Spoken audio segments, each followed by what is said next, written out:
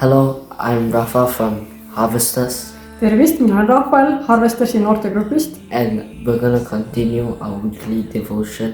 ja me jätkame oma pühendushetketega. Where do I sit? Täna me räägime sellest, kus mina istun. I took the topic fruitfulness. Ma võtsin teemaks viljakuse. The fruit of the vine is based on the structure Väedi vili sõltub struktuurist, of the root system underneath. täpsemalt siis juursüsteemi struktuurist. Likewise, our fruitfulness comes from our connection to Jesus. Täpselt samamoodi tuleneb ka meie viljakus meie ühendusest Jeesusega. Jesus is like a tree, we are branches, God is pruning.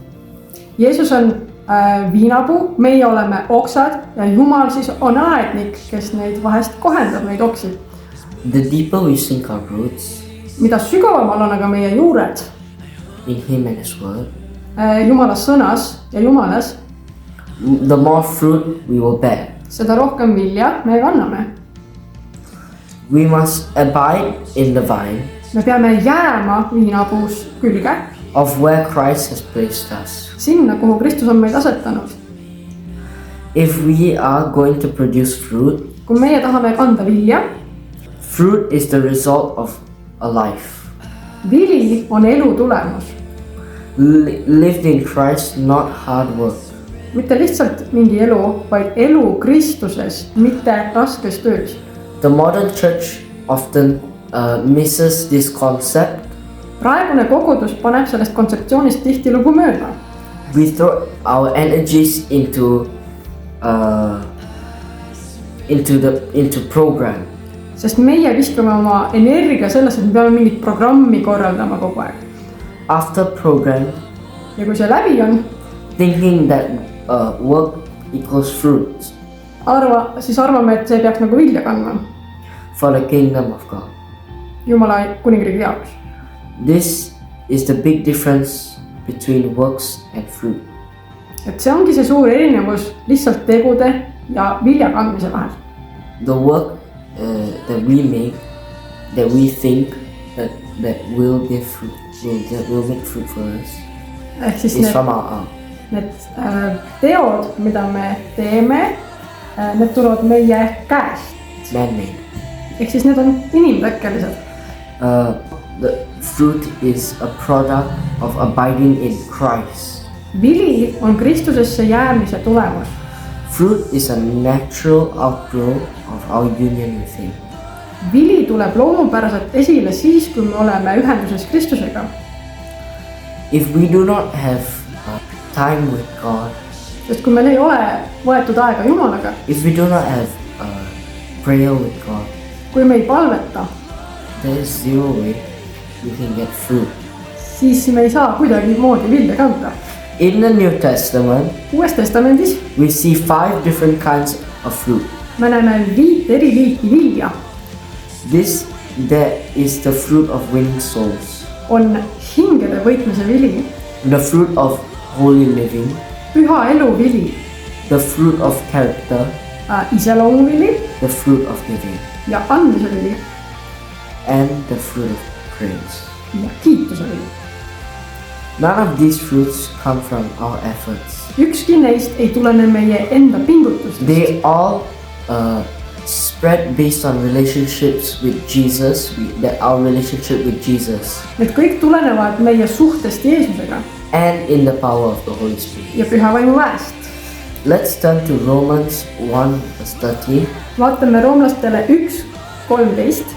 I do not want you to be unaware, Ma ei taha ju vennad, brothers and sisters, that I planned many times to come to you, et teil jääks teadmata, et ma olen sageli püüdnud teie juurde tulla, but have been prevented from doing so until now. et mul oleks vilja ka teie seas, nagu mul seda on muude rahvaste seas, ent tänini on mulle tulnud ikka mõni takistus. In order that I will have a harvest among you, et mul oleks mingit vilja ka teie seas, just I have had among the other Gentiles. nagu mul seda on muude rahvaste seas. We must have, so coming back to have fellowshipping with God. ehk siis me peame tulema osadusse Jumalaga. We must have fellowship with God or else we will not end up beside the Father. ehk siis meil peab tõesti olema osadus Jumalaga, sest muidu me ei pääsegi isa juurde. We must sacrifice and dedicate our life to Jesus. me peame ohverdama oma elu, pühendama oma elu Jeesusele. We must be open to him. peame olema avatud temale. We must be faithful. peame olema ustavad. We must be patient. peame olema pikameelsed. And our character has to be different. ja meie iseloom peab olema teistsugune. We have to have a different character. meil peab olema teistsugune iseloom. We have to have a very calm, good person character. meil peab olema selline hea, rahulik iseloom. And we must also remember that God is in our midst. samuti peame meeles pidama, et Jumal on meie keskel, meiega. He is always there with you. ta on alati sinuga. Even if you're in, let's say, I'm in school. isegi näiteks koolis. I feel his presence. mina tunnetan Jumala ligiolu. Because I know that he is there. sest ma tean, et tema on seal. I acknowledge that he is there. ja ma teadvustan tema ligiolu. I must respect that. sellepärast pean sellest lugu pidama. And then if we fellowship with God, kui me oleme osaluses Jumalaga, we will get fruit. siis me saame kõigest läbi. We will start to grow fruit. ja see vili hakkab kasvama meie elus. But the day when we don't fellowship with God, aga kui me ei ole enam osaluses Jumalaga fellowship with Jesus, või Jeesusega, our roots begin to rot.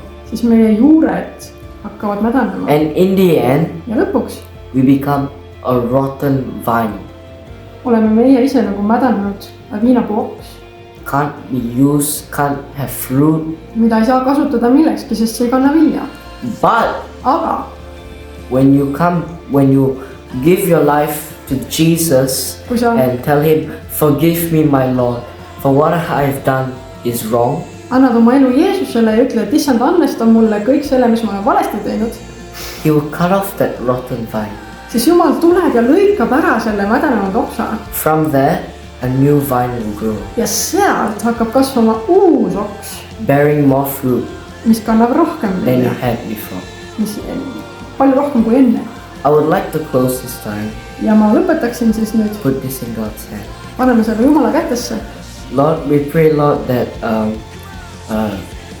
fruit will be placed into a seed will be placed into their hearts. palume, et seeme saaks külvatud nende südamesse. We pray for you to open their eyes, Lord. ava nende silmad, isa. We pray for you to touch their heart. puuduta nende südameid.